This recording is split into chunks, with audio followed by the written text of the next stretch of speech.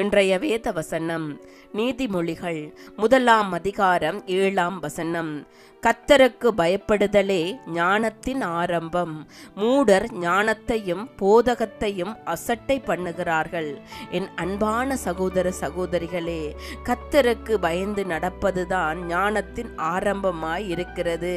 வேதாகமத்தில் அநேக இடங்களில் கர்த்தருக்கு பயந்து நடக்கச் சொல்லி அநேக வேத வார்த்தைகள் சொல்லப்பட்டிருக்கிறது. ஆனால் இன்று எத்தனை பேர் கர்த்தருக்கு பயந்து அவருடைய வழிகளில் நடக்கிறோம்? ஒரு நிமிடம் எங்களை நாங்கள் ஆராய்ந்து பார்ப்போம். ஞாயிற்றுக்கிழமை ஆராதனைக்கு எத்தனை பேர் தாகத்தோடு ஓடுகிறீர்கள்? அவரை அனுதினம் தேடுகிறீர்கள். உங்களுடைய வாழ்க்கையில் அநேக நன்மைகளை செய்த தேவனுக்கு நன்றி செலுத்துகிறீர்கள்.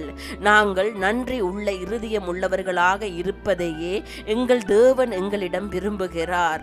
அவர் எங்களை தாயின் கருவிலே தெரிந்து கொண்டார். இன்று வரை எங்களை நடத்துகிறார்.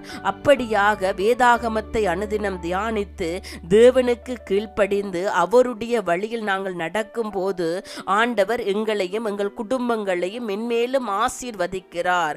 ஒருவன் செய்ய வேண்டிய முதலாவது காரியம் கர்த்தருக்கு கனம் செலுத்துவதையும் அவருக்கு கீழ்ப்படிவதையும் கற்றுக்கொள்ள வேண்டும். அது தம்மை உண்மையான ஞானத்தை பெற வழி நடத்தும். ஆனால் தீய ஜனங்கள் உண்மையான ஞானத்தையும் ஒழுக்கத்தையும் வெறுக்கிறார்கள். வழி விலகி தேவனுக்கு பிரியமில்லாத வாழ்க்கைகளை வாழ்கிறார்கள். ஆண்டவர் உங்கள் ஒவ்வொருவரையும் பெயர் சொல்லி அழைக்கிறார்.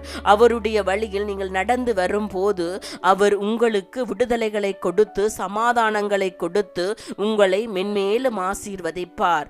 அவரை அனுதினம் தேடுங்கள். அவருடைய வழியில் நடந்து வாருங்கள். அவர் உங்கள் ஒவ்வொருவரையும் ஆசீர்வதிப்பார்.